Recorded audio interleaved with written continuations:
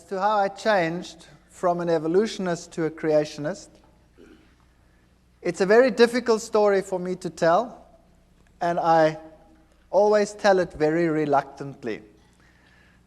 So if I stammer here in the beginning a little bit, you must excuse me as I get over it. I don't like digging it all up again. But there are occasions when it is important to show people how God has led in one's life. And so I have to start the story with the very beginning. And maybe then from the background we can see why things happened as they happened. It is a strange story. Some of you might think that parts of it are incomprehensible or may even seem too strange to be true. But it did happen, and it is a fact that it happened like that, and I cannot take it away, so I will tell it as it happened, at least what I remember of it. I was born in a family where my mother was a very staunch, solid Lutheran. She was very faithful in her religion. And my father was a Roman Catholic, and he was very faithful in his religion as well. In those days, it was before the days of Vatican II, and Protestants that were not Catholics were considered to be lost according to Roman Catholic doctrine. But in marriages between Protestants and Catholics, it was essential that the Catholic counterpart in that marriage was to promise that the children would be raised Catholic. And my mother accepted that, and she knew that I would be raised Catholic, and I was raised Catholic. And there was never any argument about religion in our house. My father and my mother respected each other. My father had a couple of problems with the church at one stage because of this marriage, but they overcame them, and then no problem concerning religion ever cropped up in our house. And when I was still quite young, I was about 8 or 7 years old, my mother became ill, and she was diagnosed as having cancer. And they actually gave her a relatively short time to live. They said she would have about 3 to 4 months to live. But she was a very tough lady, and she managed to stretch that to about 4 years.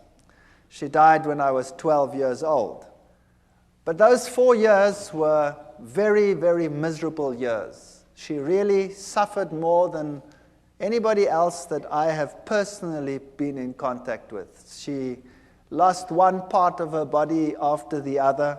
They had to do mastectomies, and then they took out part of her intestines, and she had to have colostomies. And eventually she just lost more and more and more, and she had one operation after the other. In those days, they weren't as sophisticated as they are today. They burnt her under the radium treatment. They forgot her there. They had to peel off black pieces. So she really suffered tremendously. And through all this, she never, ever, ever gave up her faith. And I was very attached to my mother. But because of all the problems in the house, and a mother that was on the verge of death for a long time, over a 4-year period, there was also quite a bit of tension in the house. Now, while at school, I received religious instruction, of course. I was in a Protestant, largely Protestant school. It was the German school. And I received religious instruction separately. The Catholics went to the nun, and she gave religious instructions. Now, I have met some very nice nuns in my life. And I've met nuns that are really gentle and soft people and are very nice to everyone around them.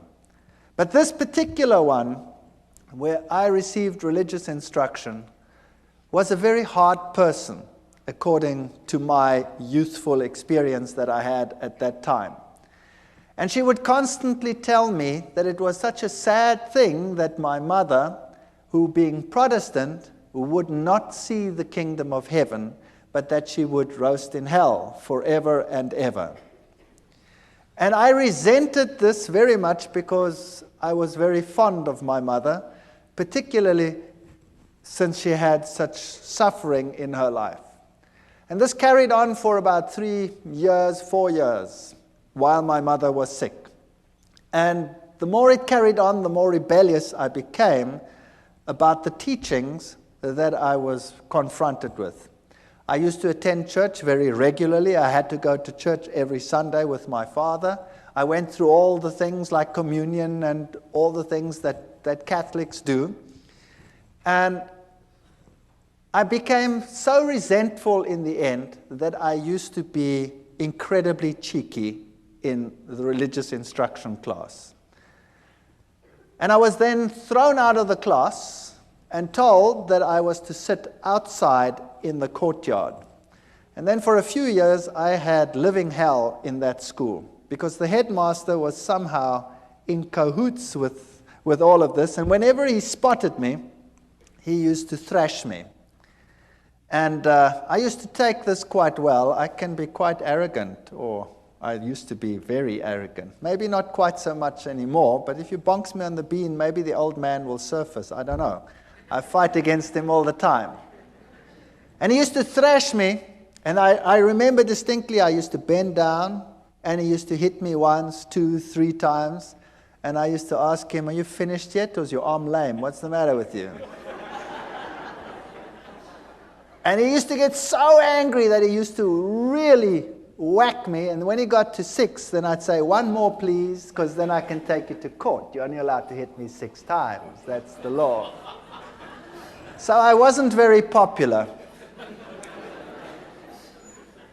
But the point arose where I was sitting in the class one day, in the religious instruction class again, and this lady, this nun, told me again that people who were like we were, and particularly my mother, would go to hell forever and ever. And I got so angry, I took the catechism book and I tore it and I threw it at her feet, and I told her in not too kind a language, even for that age, what she could do with her God. And I was thrown out from that day on a permanent basis, and I had to sit outside in the courtyard, whether it rained or whether the sun shone. And my life in that school was absolute misery. I never told my parents. Nobody ever knew what was happening. There was another teacher as well who used to call me to the front. Before the class even started, "Would you please come to the front?" And I'd go and stand in the front, and he'd hit me left, right, and threw me out.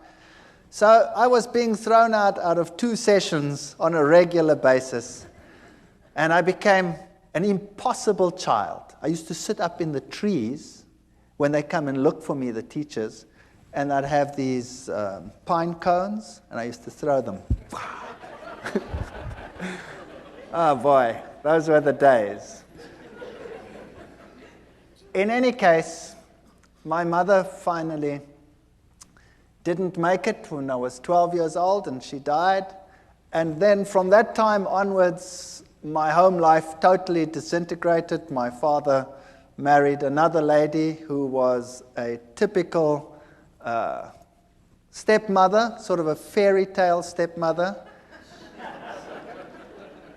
She wouldn't have me around at all, and I was probably impossible, I will admit that. So I was carted off to hostels, and I wasn't allowed to then attend school either anymore. I was supposed to leave school and go into a trade. And that's when I woke up and I decided, no ways, and I don't want to do this. So I managed to persuade some relatives, and I went to another school. And I went through my school life, and I did all right, not too hot, but not too bad either. And then I went to the military, and then finally to the university. But from the age of 12, I never trusted or believed in God at all anymore. As far as I was concerned, if he did exist, he was a dragon, and I wanted nothing to do with him. And when I came to university, there I studied science and I studied zoology, and I thought this was the greatest thing since sliced bread. And there I found out about the whole evolution theory, and I was at a university that was the bastion of evolution. Evolution was dished up for all meals. Every class had an evolutionary basis. And it's amazing because it started off as a religious university, and it has a big theology school, and yet the science faculty was incredibly secular, and in terms of its teachings, very, very evolutionary. They had some very important names in the listings of their professors, Robert Broom and people like that who had worked with the Taung skull, the human so-called ancestor, and our museums were full of these people, and I really got into the evolution theory, and I thought this was the answer to all the problems. While at the university, I had a roommate. I was in the hostel there, and my roommate was a very nice guy, but he was very new age, even for that time. That's a long time ago. So the word New Age wasn't even known at that time. And he was into Scientology. You know the science of Scientology, where they put you on the e-meter and you go through your past lives and through all the problems that you had, and you clear your karma by talking it through and talking it out, and then eventually, then you become God and you've got it made. In any case, he became my best friend. And I had nowhere to go on weekends. I had nowhere to go during the holidays. I always had to work, put myself through university, because my stepmother had convinced my father that he mustn't pay anything, so I put myself through. I had a great relationship with my father years later, so that'll come right, as you can see. Even the worst situations can come right. And on holidays, I didn't know what to do, so I used to go home with this chap to where he lived, 2,000 kilometers away in another city called Durban. And every holiday I used to go home with him because I had no home to go to. And there I met my current roommate, my wife, who happened to be his sister. Far better roommate than he ever was, I'll tell you. And I have to tell you a little bit about her background. Now you know why I was an atheist. I didn't believe anything. I accepted the evolution theory. It was the answer to all my problems. Now, her background was entirely different. Her father worked in his younger days for a newspaper, and he was sent to investigate all the strange occult occurrences in the country. So he worked for this newspaper, and he had his team and his infrared cameras and all the stuff that you need. And he toured the country from one strange occurrence to the other. He was very skeptical. He believed nothing. He thought it was a big joke, and seances were a big joke and a big fake. And as he attended one meeting after the other, he realized that this was no joke. When he started investigating some of the strange events, and he'd put up a camera on one seance, he was putting up cameras, and he was always looking underneath for hidden mics and what have you, and something grabbed him. There was nobody that grabbed him, but something grabbed him and beat him up to such an extent that he had an egg-sized boil on the top of his head and was lucky to get away with it with his life. Now, when that happens to you, you start thinking, well, that was some hidden microphone that did that. And he came into situations which were so strange that he became involved in them later. Situations like a house where, when the little child had been sent to bed, the shoes would come walking through the room. And another situation where a newborn baby used to scream hysterically, and when the parents came in, they'd always used to find the baby on top of the cupboard, newborn baby, out of the cot, on top of a cupboard, and they'd walk up and just manage to save the child as it fell down. Now, he went to that house and he sealed every single window, and he had his guards outside because he thought, somebody was playing the fool. And he kept the lock, and he waited there, and sure enough, the child screamed, and he went in, and there the child was on top of the cupboard, and he just caught it as it fell down. There was other occasions when in a certain house, human excrement was flying around.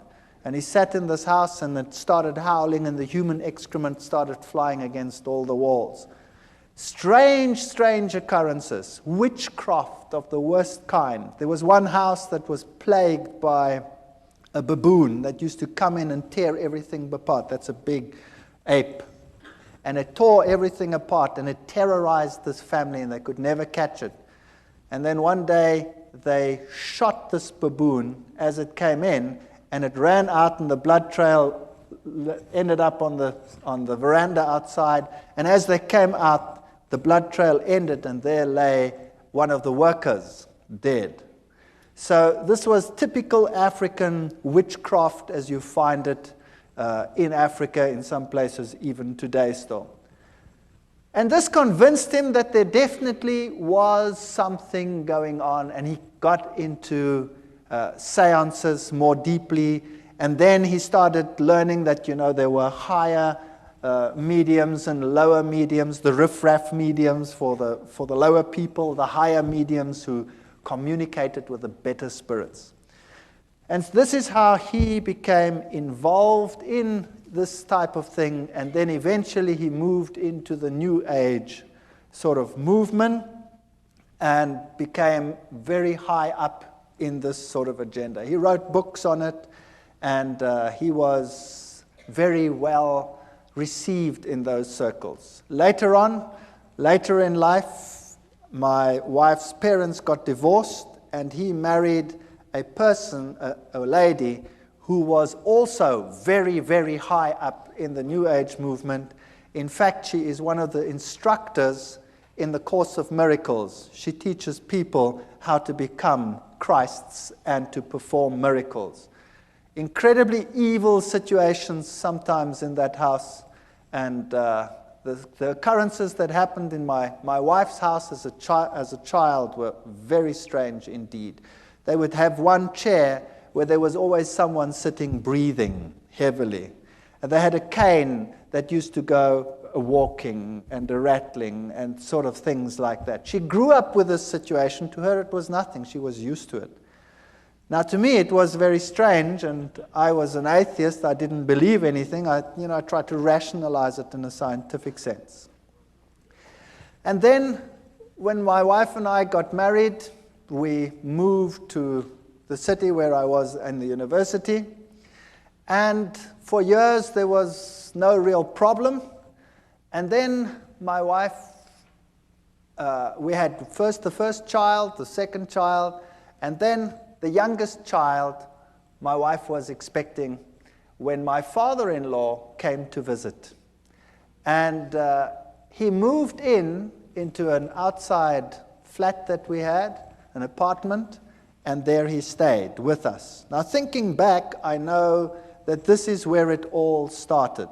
Because if you have an occult presence, then you will have this influence on your home for a long time. I can perhaps tell you that when we were just married, we moved very close to them, and there were very, very strange occurrences in our house. Absolutely horrendous occurrences on some occasions. Our dishes would fly through the rooms and smash against the walls and things like that. Or you'd park the car and the car would rock and fall over against the side of the garage. We had very strange happenings on a previous occasion. But you forget about those things, and later on you rationalize them as well, and you say they didn't exist or they were strange. When my wife was expecting this last child, when my father-in-law moved in, she became very ill indeed. So ill that we didn't think that she would survive. And she was in hospital, in and out of hospital, and on a respirator, and she was very, very sick. And then we decided that there must be something wrong with this pregnancy, and the doctors had a look at it. And they said that the best thing to do would be to have an abortion, because child was probably dead. They didn't have a scanner at that stage in those hospitals, so they couldn't tell properly, and they didn't know whether this child was perhaps dead.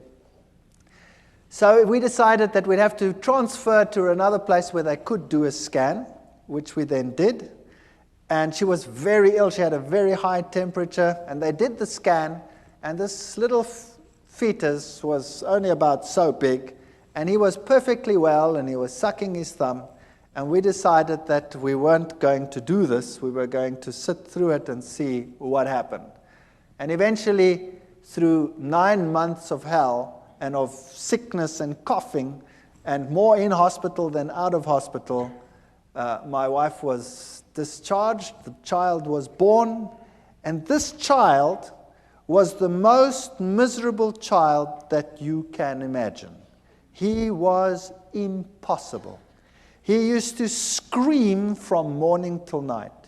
If you wanted to feed him, you had to wrap him round and round in a blanket so that he couldn't move his arms, or else he'd claw and scratch at you while you were feeding him.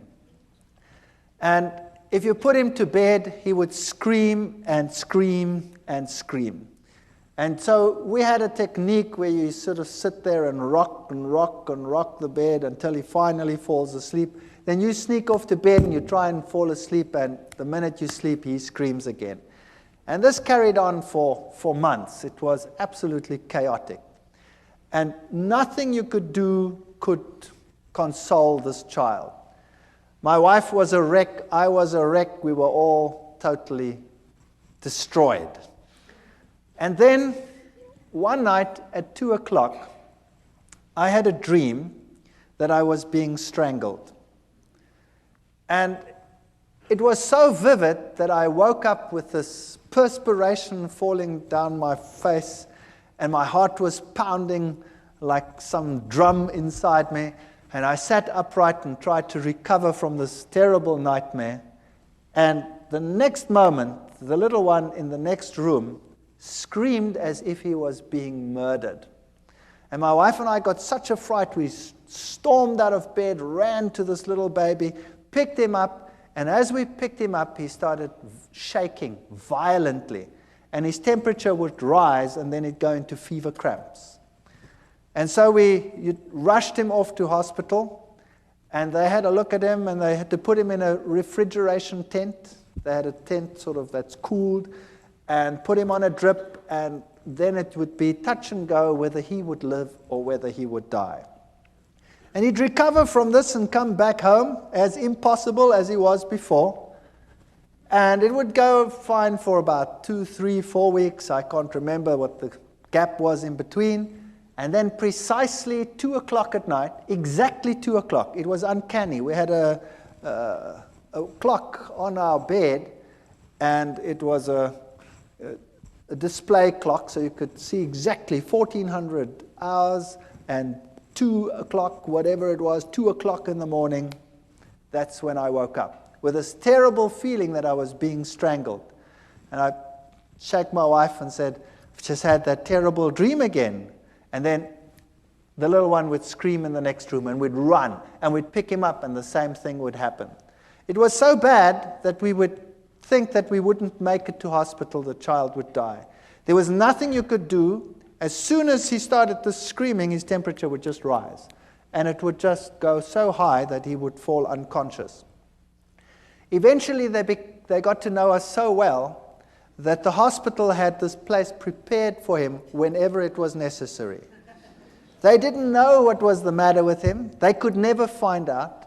On one occasion, the doctor said they have to do a lumbar puncture because there must be something wrong with his cerebrospinal fluid. Maybe he has some brain infection that is causing this.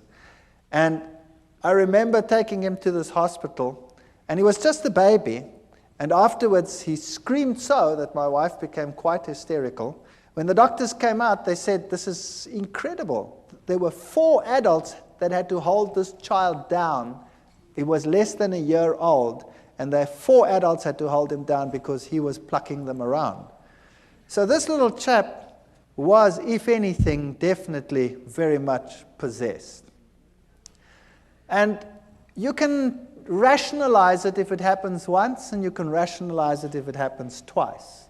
But if it keeps on happening for weeks and months on end, that at precisely 2 o'clock you have an experience in one room, and then immediately thereafter there's a scream in another room, then the law of statistics tells you that no matter how atheistic you are and no matter how scientific you try and be about this issue, the two incidences are connected. And I was sitting in the hospital one day. My wife and I took turns to be with the little one, and he was in a very bad state.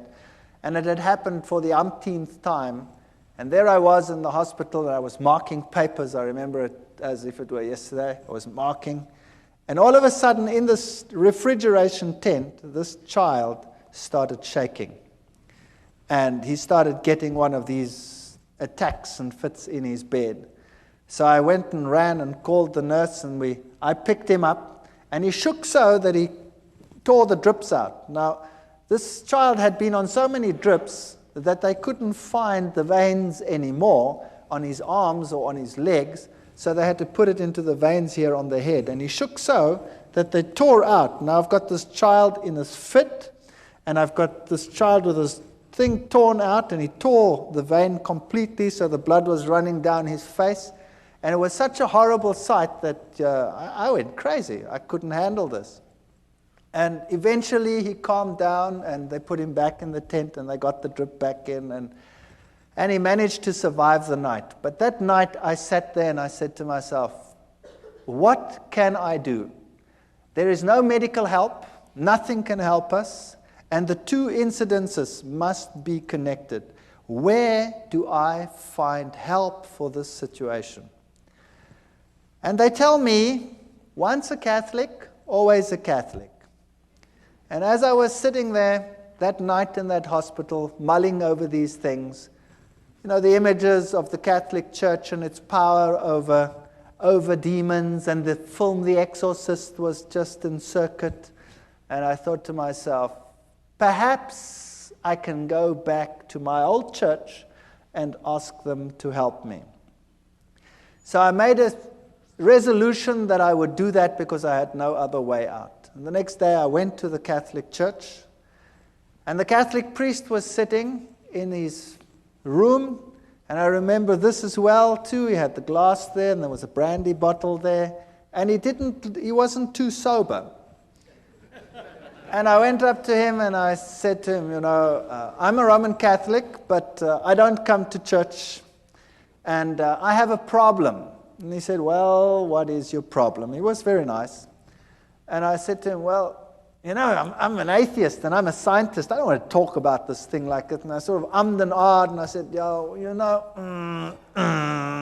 well, I have a problem at home. He says, well, what kind of problem? I said, well, it's a problem concerning strange happenings in my home.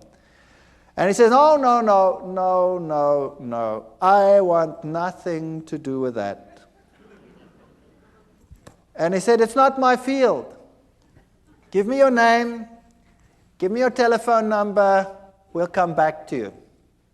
So I gave him my name and my telephone number. All I'd said was, I have strange happenings in my home. That's it. And I went home and I thought, well, that was a lot of help. Thank you very much. And I wasn't home very long when I got a call from another priest. And this one sounded very sophisticated. And he told me whether I would like to meet him at a monastery nearby. So I went to the monastery, and there was this old man. And he was so impressive. He really made such a powerful impression upon me. He told me to sit down. And then he started to tell me what the problem in my home was. And my mouth fell open. If there was a fly, it would have gone straight in. He told me there was a problem in my house, that Satan was trying to kill my son, and that we were being terrorized. And I said to him, that's impossible. How do you know that? I never said anything to anyone. He says, never mind how I know. I also know, he said, that the problem in your home is so severe that it will take the highest levels of action in order to get rid of it. And we will also have to say a mass in your house. And then he said to me, it is illegal for me just to say a mass in any house. To say a mass in a private house, I need to have permission from the bishop. And I already have it. Here it is. And there was the signed permission from the bishop to say a mass in my house. He knew beforehand what was going to happen. He knew beforehand that he needed the permission. And everything was arranged before I even told them what the problem was. Now, that blew me out of the water. Then I said to him, fair enough, then you can come to my house and you can do whatever you have to do. But I have a problem in that I am an atheist. And I haven't been to the church. And now you're going to say mass and all these things in my house. And, I've been a bad boy all these years. And he said, but surely you won't be an atheist anymore. And I said, what about my wife? She's not even Catholic. She's Dutch Reformed. He says, no problem. So he came and he spoke to my wife, and my wife was as impressed as I was, very impressed. And he said, take me through the house. And we went through the house, and when we got into the little one's room, all of a sudden, he started falling around. And he couldn't stand anymore, this old man. And I stood there behind him, and I was sort of doing this behind him, like they do on the stage in some of these ministries where the guys fall out and they don't know which way they're going to fall. Well, it happened there as well. And here he was, shaking and perspiring and really being battered. And eventually it calmed down, and we went to the other rooms, and then we came into our bedroom, and he was thrown around again, but not as bad as in the little one's room. And then he said to me, the little one's room is the worst place in your house. Now we have to exorcise your entire house. Bring me some water. We brought him some water. And then he took out special salt, which he said was very special exorcism holy salt. And he made the sign of the cross with the salt in the water. And then he also told me that he had a special ring with him which had the relics of a particular saint that was potent in terms of exorcising. And this priest, had been an exorcist for the Roman Catholic Church in many countries. He was Irish. And then he took this bowl of holy water that he had made, and he went to every single window and door in the house. And he took it and he put a cross on the windows. And of course, as it evaporates, you have this faint cross of salt on your windows. And he went through the entire house with this holy water, and then he put the holy water down. And he said, now we tell the Mass here in this child's room. And he prepared everything. And as he was preparing, we had lots of pets in our house. We had a dog and 2 cats and you name it, all the good stuff that one has when one has kids in the house. And as he was preparing, all of a sudden, all the animals came running into this room. And there they sat. And I looked at this and I said, well, this is weird. What's going on here? And he did the Mass. And then before he left, he said, what you have to do now is above every child's bed, you have to put the following. And he took out of his pockets amulets from Lourdes, where Mary had appeared. And he gave an amulet from Lourdes. He said there were many fake ones. This was the real thing. And we had to put it above each child's bed. And then he did an amazing thing. He took his ordination cross off. And he gave it to me and he said, this one you put over the little one. I hate it when the devil destroys little children. And we hung it up over there. And my wife was giving pottery classes at the Technicon at that time, and she'd made a very beautiful pot. And so she decided to give it to him as a gift, because how do you pay for what he did? I mean, what do you do? So she gave this to him as a gift, and he said, "This gift is so precious, I'm going to give it to the nuns that are in a certain monastery where they never, ever come out and see civilization." And then he left. And that night, we're very expectant. We take this little child, and he's quite happy, really, not screaming as usual. And we take him and we tell him it's time for bed. Now, normally that was enough to have blue murder in the house. And he was quite happy. And we put him into this bed. Now, he was only just starting to toddle. And we put him into the bed. And this child had always, when you put him into bed, gone into a fetal position and started bashing away and screaming and going blood red and going totally crazy. That night, we put him into the bed, and he rolled onto his back and laughed. And he put his arms out like that, and he did goo-goo sounds like little kids do, and he fell asleep. And for the first time in his life, he slept right through the night. And the next night, he slept right through the night. And the next night, and the next night, and the next night, and the next week, and the next month. And here was I, the hard-nosed atheist scientist who knows it all. And here was peace and quiet in my house. And then I realized that I do not know it all at all. And I said to myself, now what am I going to do? Here is a major problem in my house, and the church solves the problem. Now, am I going to ignore it? Or am I going to say, there is a God, and I have a responsibility towards this God?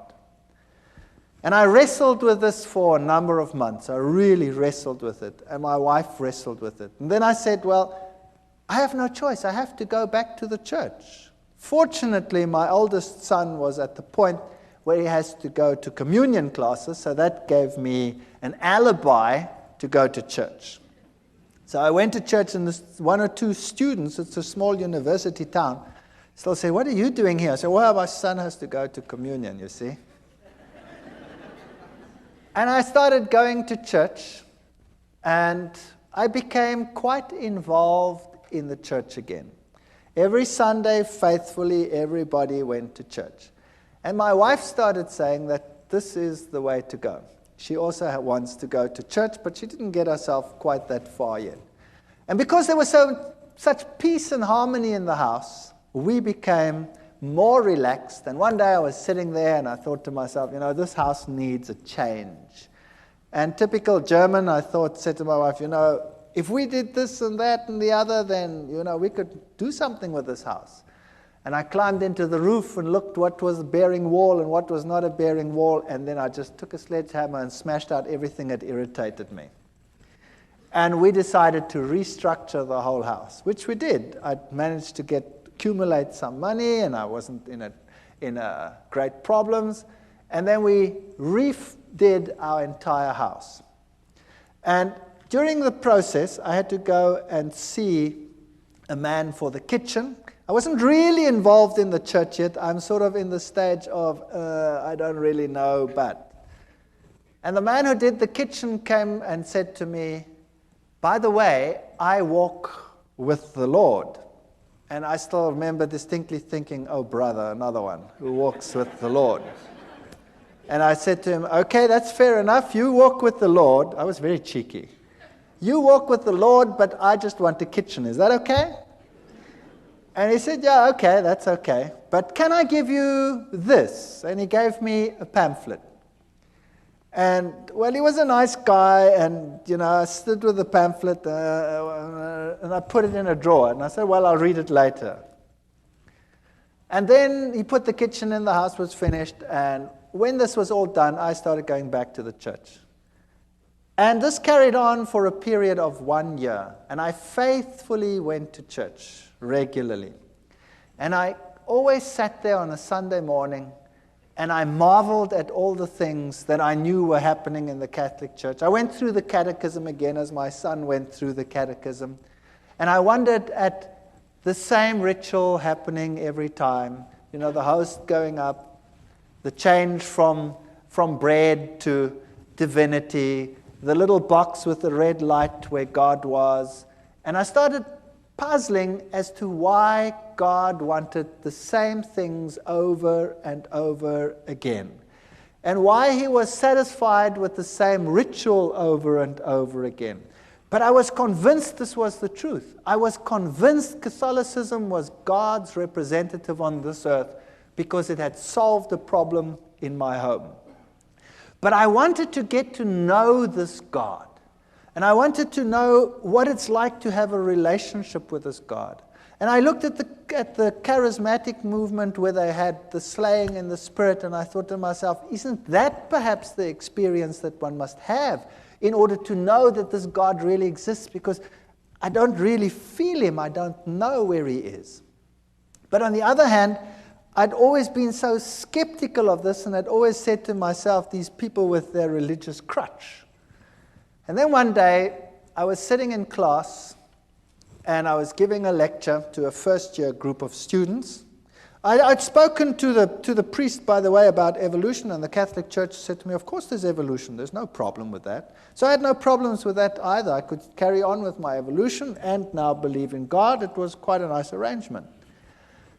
And I was in a first-year class, and I was giving a lecture with a very heavy evolutionary base. And a young girl got up in a first-year class. Now that takes courage. 300 first-year students, and a young girl gets up in my class. And she says, excuse me. And I say, yes, what's your problem? And she says, what you are saying is against my beliefs. What you are saying is a lie. I believe that God created the heavens and the earth. He is the creator of the universe. Well, I nearly exploded. I destroyed her. I ridiculed her. I finished her off. She sat down and she cried in my class. And I thought, well, job well done. And then the class was over, and all the students were very impressed at all the eloquence I put onto the board and proved to them what a ridiculous idea this was that this young girl had postulated. And I went back and sat in my office, and then there was a question earlier about conscience. Do you remember it? Well, this little voice here wouldn't let me go and kept on telling me what a mean son of a gun I was. And how could I, in front of everyone, attack and humiliate this young girl to such an extent? And I felt really bad about myself. My conscience wouldn't let me go. And I didn't know how to handle this. So typical Catholic way, I thought, well, on the way home for lunch, I wouldn't stay far from the university, so I always went home for lunch. I'll go by the Catholic Church and sit there for a while, and hopefully the feeling will go away. So I drove past, and I went into the church, and I sat inside, and it was locked. The door was open. You could come to a few pews, but around the altar it was locked, because thieves had been stealing. And I sat there and I spoke to God, and I looked at the little red light, which means that the host was present there, so God was present. And it struck me that he was locked up in that little box. And then I sat there for a long while, and I was tortured in my soul. I was tortured. And I said to myself, do you know, God must be here because he did such wonderful things in my home. My family is totally different. My wife was willing to be converted. I'd called the Catholic priest to our home so that she could become a Catholic. And for some reason, he just never made it. He never made it. He always had something on, but he was still going to come. And I sat in that church and I wrestled with God, and I told him that I have all these feelings and I don't know where he is, and I've never really met him. And I know that in other churches, all these exciting things happening, and here, we have the same thing every Sunday, and where are you? And I sat there in the pew and I said, okay, God, if you really exist, then now you must show me, because I really cannot find you. And with that feeling, I went home, feeling a bit better. And typical me, I was home quickly, and then I started rummaging in the drawer. I was looking for something, and all of a sudden, as I rummaged in this drawer, I pick up this pamphlet. This is now a year after this man who was walking with the Lord gave me this pamphlet. And I pick up this pamphlet and I start reading it. It was in German, and it had 3 columns. It had the law of God on the one column, and it had the law according to the Catholic Church, and it had the law according to the Lutheran Church. And then it explained how the commandments had been changed by the church, and it had the Bible texts of how it had been changed. And I thought to myself, now, what rubbish is this? This is absolute garbage. And I said to my wife, I didn't say that, I called her by her name. I said, have we got a Bible in the house? And she said, no, I don't think so. I don't think there's a Bible. I said, surely there must be a Bible in the house. We've been going for church for almost a year now, and there's no Bible in the house. There were lots of catechism books in the house. So I grabbed the catechism book and opened it up and looked, and sure, the commandments as on the pamphlet were identical to those in the catechism book. And then I remembered an old box that an old lady that had died had left me. And I'd put it in the garage after having sorted out some of the things. And I remembered there were a whole lot of books, and I knew that little old ladies probably would have Bibles. So I went outside in the garage, rummaged in this box, and sure enough, here was an old Bible, an old German Bible. So I went inside and opened it up, and there it was. The 10 Commandments were totally different to what they were in the catechism book. And this puzzled me. So after 1 year, I phoned this cabinet maker, and I said to him, remember me a year ago, you put a kitchen in for me? He says, you know what? I've been trying to phone you all day. I had this feeling I must phone you, but I don't know why. What's the matter? I said, will you please come round? You left me a pamphlet that I want to talk to you about it after 1 year. And he came round, and he was a nice guy. And we started talking. And then we started talking about the scriptures and about the Bible.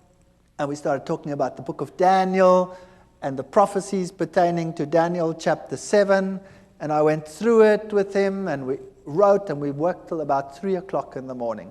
And he came the next day and the next day, and in 3 days we'd gone through Daniel and Revelation, all the historic facts and all these things, and I wouldn't believe a word of it. And then I decided that the only way we're going to resolve this is if I check whether every one of those facts is really so. Whether those kingdoms and those kings and all these things are really so. So I went back to the university, to the history department, the theology department. I got everything that I could lay my hands on, and I checked and verified, and it was really so. And then I started finding out that the little horn of Daniel chapter 7, if you take it as the Bible says, can be none other than the Roman Catholic Church. What a shock that was to my system. Then I got the Protestant view of the little horn being Antiochus Epiphanes IV, and I went through all of that and found out, but it can't be him because none of the criteria fit. And also how the scripture had been changed on some of these points. But to be fair, I invited the Roman Catholic priest to my home. And I said, would you please come to my home? I have to talk to you on an issue. And he came. And my wife was there, and I was there. And I took the Bible, and I took the chapters in Daniel, and I went through with it in detail, and I showed him the change of the commandments and all these things. And then he said to me, I can't talk to you on this issue because I'm not into scripture at all. And I was stunned. Here was a priest, and he was not into scripture. He says, we have some specialists who are into scripture. But it doesn't make any sense to me, he says. And then he left. And then I had the ministers of other churches, and we argued right sometimes till the late hours of the night as to what the little horn was. And every time they come back to Antiochus Epiphanes, I'd show them, but it can't be because he comes after Rome, etc. It can't be in Greek times. And eventually they would all leave as well and say it can't be any other way. So I was confronted with this tremendous dilemma. And then the worst thing of all was we started talking about the Sabbath, this other man and I. And we went through the whole Sabbath thing. And then I said to him, but this is ridiculous. How can you keep a commandment which you keep because the Lord created in 6 days the heavens, the earth, the sea, and all that in them is? That's ludicrous. Everything came into existence through evolution. And he said, no, it came into existence through creation. God created it. You know, and the little girl pops up into my mind. And I said to him, but that's rubbish. He says, I'll prove it to you. I said, you try. And he tried. The next day he was at my house with a pile of books like this, all on creationism, and he gave them to me. And I remember going through those books. I was sitting in my office. I used to give my class and run back, and I went through those books very quickly. And I gave them back to him in a very short time period and said, there are your books. And he says, what do you think? I said, I've never read so much garbage in all my life. So he said, don't worry, and he brought me another pile like that. And I went through that lot, and it was so confusing and so full of garbage. So I gave it back to him. And I said, it's so unscientific. I cannot accept this. So we argued about God being a creator or not a creator, and I would kill him with science. I had all the terminology. I was a lecturer. I was an evolutionist.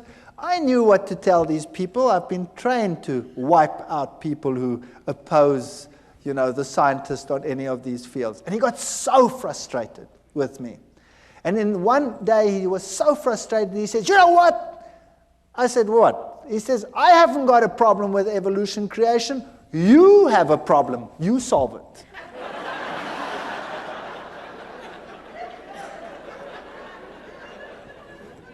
So there the ball was in my court. In the meantime, things were happening again in my house. The little one would again become miserable every time it was time for bedtime. He again became grouchy and screaming and what have you. And we also noticed that whenever we had a moment of peace, my wife and I, we studied the scriptures like, I cannot tell you how we studied it. I finished a Bible. In 2 months, I had to throw it away. It was finished. It fell apart. And my wife was studying. And she had tremendous problems with the Sabbath idea. It made no sense. It was so stupid. And nobody at work knew what was happening with me. And one day I came to work, and the secretary in the department came up to me and said, I've got something for you to read. And she handed me a pile about so thick of documents. And when I looked at them in a spare moment, I saw that it was a long piece of writing against the Sabbath. And it was written against Seventh-day Adventists. And this stunned me because nobody at work knew what was happening with me. I mean, a scientist would never admit, that he's now talking about and thinking about religion. That was ridiculous. My colleagues were all atheists. And I took this and I thought to myself, now, what am I going to do with this? I haven't got time with this. I'm wrestling with evolution. So I gave it to my wife. And I said, here's fodder. You go through this. Maybe there's a way out of all this. And she meticulously went through every statement. It was really a thick, thick thing written against it. And while I was wrestling with evolution, she was wrestling with that. And then one day she said to me, I've been through every single statement they have. And every single one, I've put it next to the Bible. And every time, this is the word of man and the Bible has something else to say. So this document here has now convinced me that the Sabbath must be right. That was something. So a document written against the Sabbath proved to her that the Sabbath was actually very important and right. But I still had a problem. A major problem. I couldn't accept it because I'm not going to keep a day for creation that took 6 billion years, let alone 6 days. And the ball was in my court, and at that stage, everything started going wrong again in my house. And when we picked up the Bible, the little one would go hysterical. Whenever we had a spare moment, he would go hysterical. And eventually, he took a bottle of wine, we'd been drinking wine, and he smashed it. I wasn't in the room at the time, but I just heard the glass breaking. And then we came out, and he was walking all over the glass. And his feet were cut to shreds. His big toe was almost severed. So back to hospital. They sewed the toe back on, and it was a nightmare from then onwards in our house. And I was wrestling with the Sabbath issue. And I stood in the library one day. We had the biggest evolution-based library in the Southern Hemisphere at that university. And I said to myself, there must be a solution. And I said in my mind, God, if there is something wrong with this theory of evolution, then I haven't found it yet, and you must show me, because nobody else can show me. And I went into this library, took out a book, and as I walked out the door, a colleague stopped me and he said, hold it. There's another book you must take, which is the same book as that one, but the new edition, it's on the back shelf. Very strange. So I went to the back and I took that edition as well. I took them both and I went to my office. And then I started reading. But I started reading them both at the same time.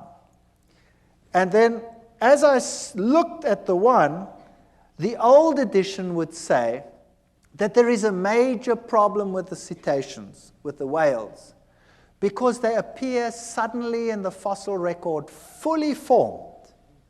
And there is no evidence that the one gave rise to the other. The new edition would couch it all in scientific terminology, would say cetaceans have an ancient origin and evolved from such and such to such and such and such and such and such and such. And I went through them, one model after the other, and the old one would admit to the problem, the new one would never admit to the problem. And that's when I started thinking, wait, there's something wrong here. There's something fishy here. And whenever I went into the library, it was if some miracle would happen. I would take out something, and the very next thing I would take would be exactly the opposite on the same issue. And very quickly, I had a big pile. And then I was giving classes at that time in genetics, and I started thinking about this. And then I started working out this genetic thing, and much as like we did over here. And I started thinking about what are the problems. Let me now objectively, just for once, sit down and think, what are the problems? And I came up with such a pile of problems that it stunned me. And something must have been helping me, because the problem list was so enormous, it was unbelievable. And then one night I was sitting at home, and child was impossible. He went to bed, and we went to bed. 2:00 at night, I had a dream. I was being strangled. And the little one screamed in the next room, and we ran, and the same thing happened. But he didn't get so sick that he had to go to hospital. He just got a very high fever, and we could handle it somehow at home. And then I contacted this other person, and I said to him, there's something very strange here. I know that from the scriptures, the system, the Roman Catholic system, cannot be God's system. And yet, we had this problem, and I didn't want to tell him about it. And then in the end, I half told him about it, but not completely. And he said, don't worry, we'll pray. And it stopped. And then a week later, it happened again at 2:00. And what had happened, unbeknown to me, he had gotten a number of people together and told them to pray at 2:00 every night. Get up. And they set their alarms judiciously and got up at 2:00 and prayed for a family they didn't even know. And there was total quiet in which we could really study our Bibles in peace and quiet. And then one night, one of the ladies had decided that, it was quiet. Why must she get up? And she didn't get up. And it happened. Now, thinking back on it, God doesn't need the prayer of that one little individual. But there were lessons in it that would later be important to me. That God wants unity amongst his people, and everybody must stand together on an issue. So it was a lesson for them as well as a lesson for us. And then it came to the point where I knew that I cannot sit on the fence forever. Either this is the truth, and I'd studied it and I'd verified it. I'd had lecturers talk with me on the Greek meaning of this and the Hebrew meaning of that. I verified the historic facts. I'd looked at the prophecies. There was no other way in which it made any logical sense whatsoever. I'd studied what the other churches had said. It didn't make sense. And I knew a decision would have to be made. There was no way out. And I decided I was going to do it. I was going to make the decision. No matter how ostracized and how weird this church was to me, the first time my wife saw Adventists, she burst into tears. They ate so strange. They were so different to what we were like. I remember the man said to me, "Don't you want to come to one of our services?" And I said, "That's Sunday. That's my day off. I walk around in jeans and a T-shirt and slops. And I'm not going to any church whatsoever if I can't go exactly like I am. Because if I went to the Catholic church, I went in jeans and T-shirt and slops." He said, "That's fine. Come." So I went to the Catholic church, to the Adventist church, and I sat there in the back, and I looked at all these people with their suits and their ties, and I thought, yuck. And they all looked at me, but they were all pleasant about it. And strange things like that, and I didn't like the setup. I didn't like what they looked like. They looked so different to everyone else, you know.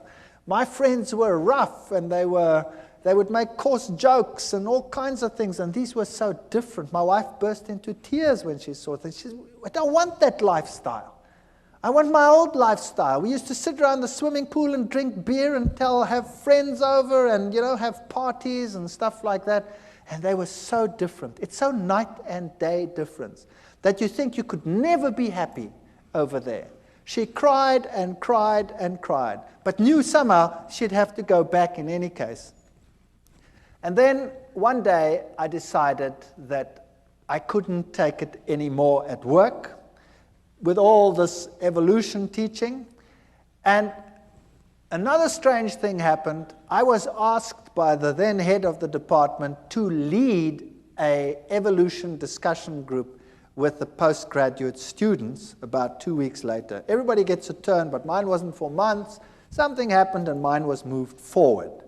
Now I sat with a major problem. Do I go into that with my mouth full of teeth, pretending to be what I am not? Or do I stand up and for what I now believed? And I was really so chicken, it's unbelievable. I was so scared of this event. To lose face amongst your colleagues when you've been such a bee's knees all these years is really a painful experience. And I decided after much wrestling and soul searching that I would do it. My new friends, who had become less weird in my eyes over time, would pray for me while I did this. And I went into that lecture hall, and the whole staff was sitting there. This was a postgrad affair, so the whole staff is there and all the postgraduate students. And I start the ball rolling with the lecture normally, and then you start this evolutionary discussion group. And I started the lecture, and then I switched to the genes, and I highlighted every single problem. And I went through the whole gene system as far as I'd sorted it out at that stage. And I said at the end, therefore, evolution is not possible. Well, first you could hear a pin drop, and then all hell broke loose. One of my colleagues went blood red and started screaming at me like you cannot believe, and the foam literally started coming out of his mouth with rage. It was just unbelievable. And then one of the students, a girl, it's interesting how these things happen, a young student, a girl, an honors student, she got up and she said, "I want to say something." And she looked at all the lecturers and she said, "When I came to this university, I believed in God. I had a good life. I had a good relationship with God. And now I believe nothing anymore. I've lost my faith. My life is falling apart. And you have robbed me of my faith. And now Dr. Veith is giving this lecture and showed me now that you had been misleading me. Can you imagine what happened in that department? That was the end. My life was not worth 1 cent in terms of my scientific credibility. I was finished. When I walked down the passage, my colleagues would turn around and walk the other way. And I decided there and then that it was impossible for me. Then we had a meeting, a special meeting where they decided that the basis of all teaching must be evolution. And of course, I couldn't go along with that. So I decided I would resign. So I resigned. And the head of the department said, you can't just do this. I mean, I had a lot of students, and I was quite popular amongst the students. And I had most of the postgraduate students were under my supervision.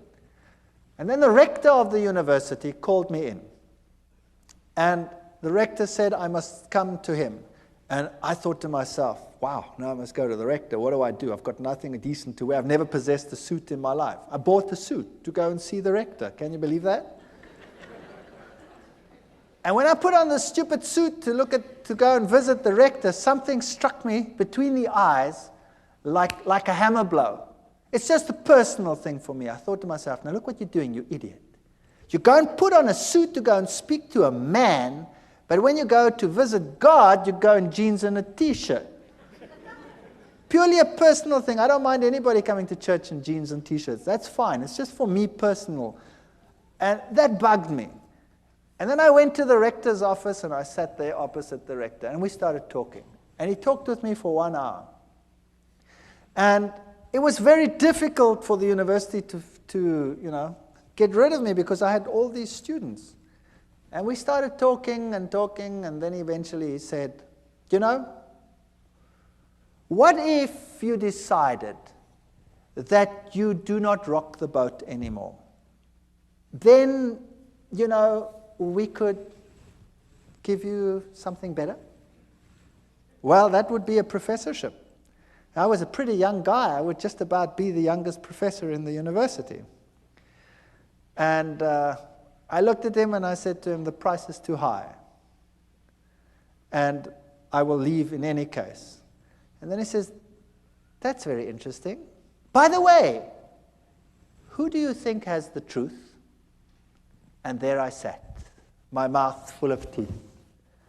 Do I admit that I believe that some little sect that everybody detests has the truth? And do I say this to a man who has this high position in this university and in the government at large? And I said to him, religion, Christ, churches, whatever. I can't even remember what I said. And he said to me, no, that's not what I want to know. I want to know from you, who do you say has the truth? We went through the same ritual again. And he stopped me and he says, no, I don't want to know that. I want to know from you, who do you think has the truth? And I started off with this again, and in the back of my mind, I heard this terrible cock crowing. 3 times, I thought,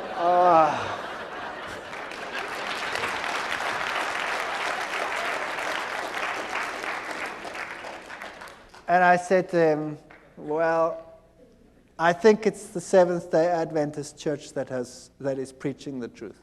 And I thought, no, that's it, I'm a dead man. And he said nothing, not a word. He just said, thank you very much.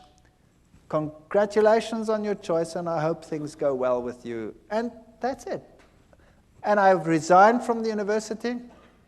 And I put my house on the market, and the very first guy that walked into my house said, wow, what a house, and he bought it. The very first guy. And there I had this money, and I knew now my scientific credibility in the world was over. University was a career that I'd given up for my faith, and God would take care of me from now on, and things are going to be just honky-dory.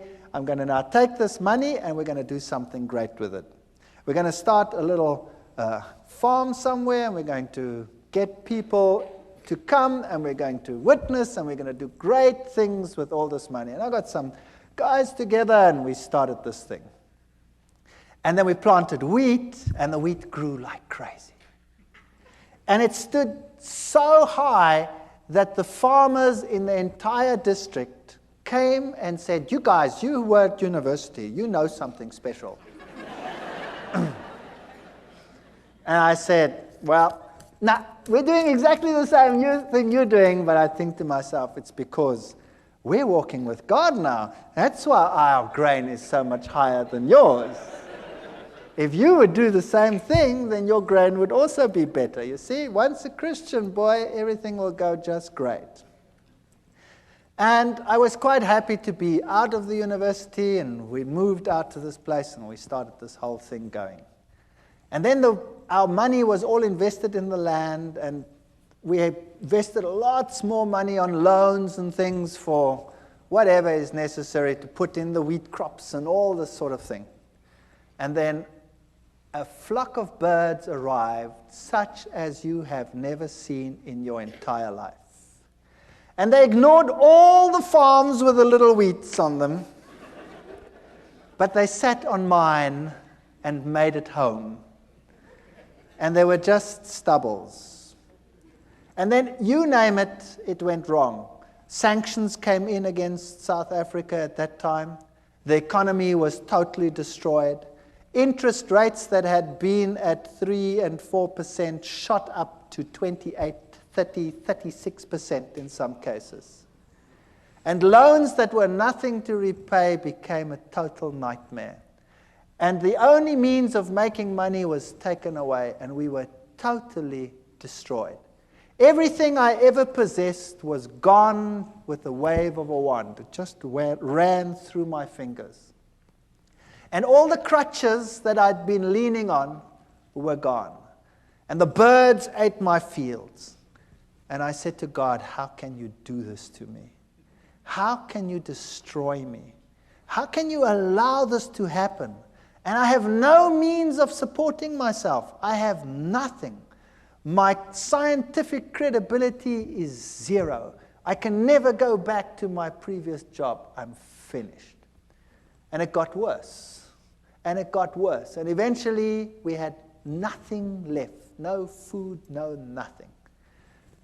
And my wife and I and the children, we sat down and we talked about it, and we decided, if this was the truth, and I don't believe that all the things that had happened were from the other side.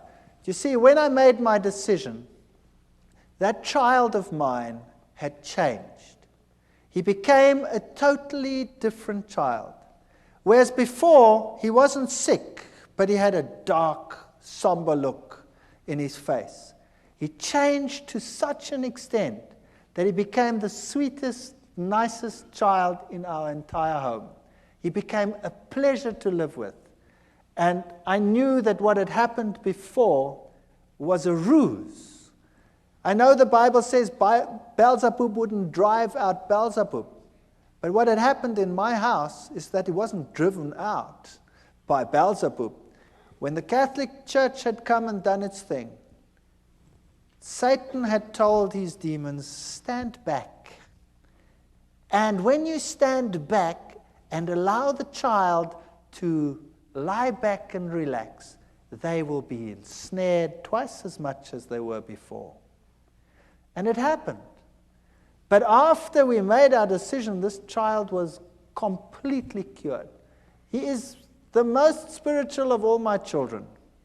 And he is so different that I knew that had to be from God. It was a totally different ballgame. The other interesting thing that happened was that same Catholic priest, After all this time, more than a year, out of the blue, while I was wrestling with this decision, phoned me. And I picked up the phone and I said, "Hi." And he says, "I'm Father so-and-so."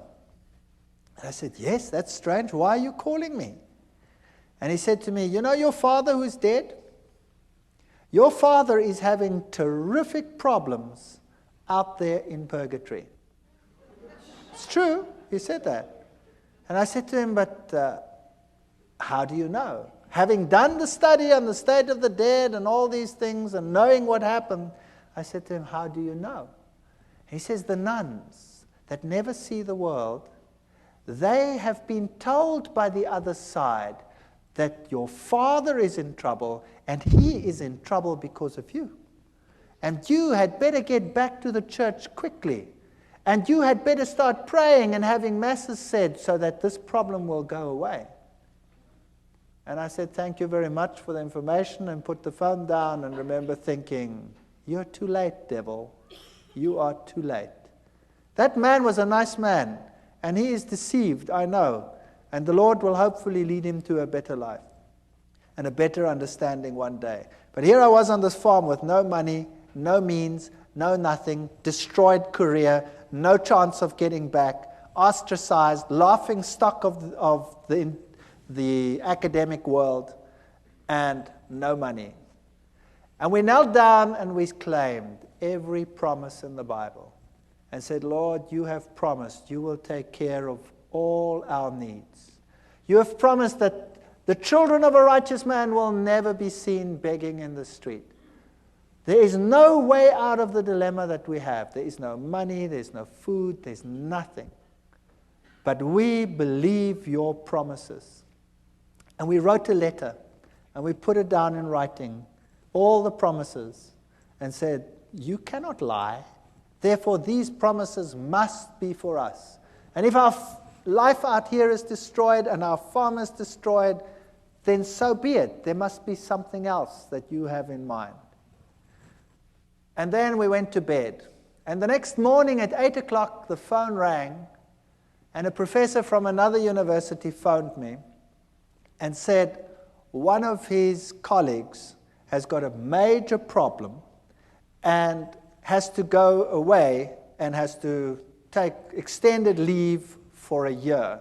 And they need someone to replace immediately, and the subject being taught is exactly the same field that I was in. And I said to him, "Well, what do you want me to do?" He says, "Well, you could come and give the classes." And I said to him, "But, you know, what about, He says, "Never mind, as long as you stick with science, and who cares, it doesn't matter. You come and would you do that for us? We're in a jam and we need someone and we know that you're available." And I said, "Well, that would be great. Thank you very much. When do I start?" And he says, "Well, we'd have to get it through the committees and probably in 3 months' time." And I said, "Okay, thank you very much." Put the phone down and said, "Nice try, God, but in 3 months' time, I'm dead meat. I've got nothing to eat." And I was so depressed.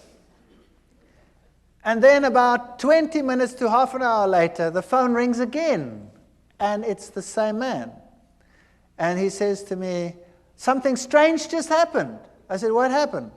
He said, "I went to the rector's office to have him sign this thing so we can start the ball rolling. And the rector says, 'I have no time. I have no time for committees to call them together to get the process rolling. What is it you want?' And I explained to him what I want, that I have to replace it. And he said, 'Come here, I'll sign it.' And he signed it and he said, 'Appoint the man. He can come tomorrow if he has to.'" So I said, "Wow. So when do I start?" It was Thursday. And then he said, "Monday. You start Monday." I said, "I start Monday?" And I was in another little town, and I had a farm, and there were cows. I was bankrupt, and who was going to take care of these stupid cows on the farm? And 10,000 problems to be solved in one weekend. Impossible. And I put the phone down, and I said to my wife, "I've got a university job. Only for a year, probably, but it's okay. We've got something to go to. I start Monday, but who's going to take care of the rest?" So we prayed, and we said, "Lord, You have one solution. Surely you, knowing everything, must have the other solutions.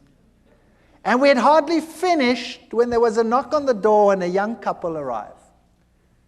And this young couple said that they were farmers in another country to the north of South Africa. And they were Seventh-day Adventists. And they had been working for another farmer, and he had told them if they are not prepared to work on the Sabbath, they must go, and he'd kicked them off the farm. So he had lost his job because he kept the Sabbath. And he said to me, I've got nowhere to live, I've got nowhere to stay. I said, would you like to live on this farm? And he said, sure. And I said, I can't pay you anything. He says, that's okay. You don't have to pay me anything. Can I live here? I said, sure, you can live here. And whatever you sell from the milk, you can keep that for yourself. And I thought I would pay the interest of all the loans that I have with my salary. And it was solved within 24 hours. There was a man on the farm who wanted to live there for nothing and take care of the farm and live off the proceeds. And I had a job at the university. And I went to this university and I started teaching. And for the first few weeks, of course, I had no salary, no money. Also, another miracle within that same period, I got a house in the middle of a month, and I didn't have to pay till the end of the month. My kids went to school, and they got clothing, school clothes. They wear uniforms in my country. All the clothes, all the sizes. We'll put it on the bill at the end of the month. But I had not 1 cent to even buy a little bit of food to carry on. And then I got into the car, and I don't tell people that I'm in financial trouble. I got into the car, and I was driving around, and we'd been driving. The last bit of gas was just about going. And my daughter says, what's this here? And she picks up 150 rand. That then was the equivalent of about $150 in the back. She says, it's lying on the floor. And the next week there were another 150. I don't know how it got into the car, but it kept us going until my first salary check arrived. Now I can tell you, this is the real truth. There were times when we had very hard times, when we had virtually no money. All my money went into interest payments. And there were times when we really ran out and had no food whatsoever. And I remember one day sitting around a table with no food, praying to the Lord and thanking Him for what we were about to receive. And this is the truth. When there was a ring on the door, and we went outside and there was no one, but there was a basket full of food on the floor. And this is a fact. I want to tell you something, that if you know the living God, your road might not be a rose garden. You might not have the best of everything you need, but your water and your bread will be sure, and He will take care of you. While I was at that university, I was only teaching for 3 months when riots broke out within the university. There was such chaos in my country. There were riots everywhere. The rector ordered postponement of the exams, and then it didn't fit the timetable. Somehow it didn't fit. And one day I had to write earlier, and all my exams were on that day. And this head of department called me in then, and I said to him, what must I do now? I've finished here. I've done everything that I must do. And for 6 weeks there's nothing going on, just riots on this campus, no exams. I've got no exams coming. What must I do? He says, go away, go to the moon for all I care, and come back in 6 weeks. And in the meantime, somebody had arranged for me to go away for 6 weeks to the United States and to other places to look at all the petrified forests and things in the world. And I'd said to him, forget it, it's impossible. I've just started. I can't go and tell the man I want to go away for 6 weeks. And there were the 6 weeks. And I could go on the study tour. You saw many of the slides here. I could tell you one story after the other. I could keep you busy all night. I want to tell you that the Lord intervened with such power in our lives. And as we went through life again, back at the university, they started respecting me for the science that I was doing. And eventually I was given a permanent position. And eventually I started right at the bottom again. I was senior lecturer, here I was just a lecturer. And eventually I became a lecturer, and then a professor and head of department, in spite of what I believe, in spite of what I say. So if you think that God cannot take care of you, I want to tell you, He can do anything. I am in a secular university. I'm a professor and head of a zoology department in a secular university. I teach and preach creationism, which is impossible in terms of human imagination. And in spite of it, I have that position. Never be afraid to stand up for the Lord and for His truth. If you are genuine, God will take care of all your needs. I don't know whether it will be forever. Sooner or later, someone will close the tap. But it doesn't matter. The Lord will have something else. And He is offering the same to every single one of you. Take a step for what is right. Do what is right. And the Lord will fulfill every one of His promises. Thank you.